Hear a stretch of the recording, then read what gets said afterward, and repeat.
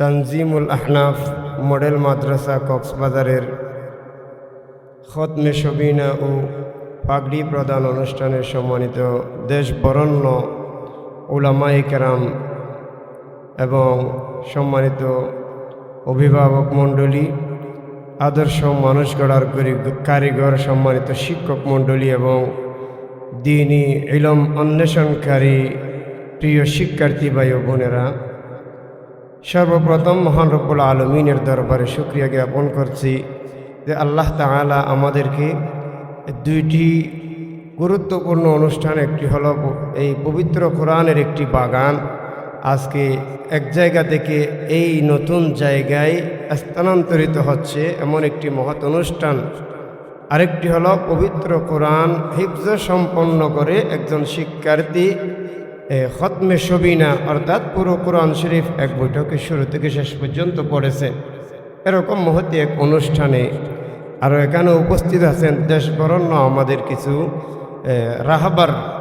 যারা দ্বীনের পথে আমাদের কক্সবাজার জেলাবাসীকে, শুধু কক্সবাজার জেলা বললেই নয়, বরঞ্চ পুরো বাংলাদেশের একজন, আমার জানা মতে একজন রাহবার আমাদের মধ্যে উপস্থিত আছেন, আমাদেরকে এমন একটি মহতি অনুষ্ঠানে উপস্থিত হওয়ার সুযোগ দিয়েছেন। এজন্য আমরা প্রত্যেকে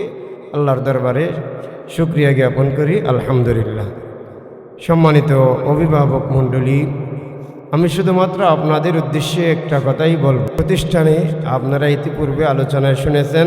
পবিত্র কোরআন হিফজ করার পাশাপাশি আন্তর্জাতিক ভাষা হিসাবে ইংলিশ ভাষায় কিভাবে দক্ষতা অর্জন করবে প্রতিষ্ঠান প্রদানের পক্ষ থেকে তার জন্য গভীরভাবে চিন্তা করা হচ্ছে, ভাবনা করা হচ্ছে। এজন্য আন্তর্জাতিক মানের একজন দায়ী হিসাবে গড়ে তুলতে আপনার সন্তানকে এই প্রতিষ্ঠানের সাথে সংযুক্ত রাখবেন এবং আমরা আশা করি এই প্রতিষ্ঠান তাদের পবিত্র কালামুল্লাহ শরীফ হিফজের পাশাপাশি আন্তর্জাতিক মানের একজন দায়ী হিসাবে গড়ে তুলতে সর্বোচ্চ চেষ্টা করবেন এবং এজন্য আমরা আল্লাহ রাব্বুল আলামিনের দরবারে দোয়া করি এবং সম্মানিত অভিভাবক মণ্ডলী এবং মাদ্রাসার যারা শুভাকাঙ্ক্ষী আছেন, আপনারা সব সময় আজকে যেভাবে সাড়া দিয়ে সহযোগিতা করেছেন, যখন যেভাবে সহযোগিতা চাওয়া হবে আমরা আশা করব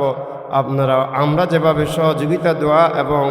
আল্লাহর দরবারে ফরিয়াদ জানাবো, আপনারাও সব সময় দোয়া করবেন এবং সার্বিক সহযোগিতা করবেন বলে আমরা আশাবাদ ব্যক্ত করছি। এবং সর্বোপরি যে সমস্ত উলামায়ে কেরাম, বিশেষ করে অভিভাবকবৃন্দ এখানে উপস্থিত হয়েছেন, সকলের দীর্ঘায়ু কামনা করছি এবং শিক্ষার্থীদের উত্তরোত্তর সফলতা কামনা করে আমি আমার আলোচনা এখানে শেষ করছি। আসসালামু আলাইকুম ওয়া রাহমাতুল্লাহ।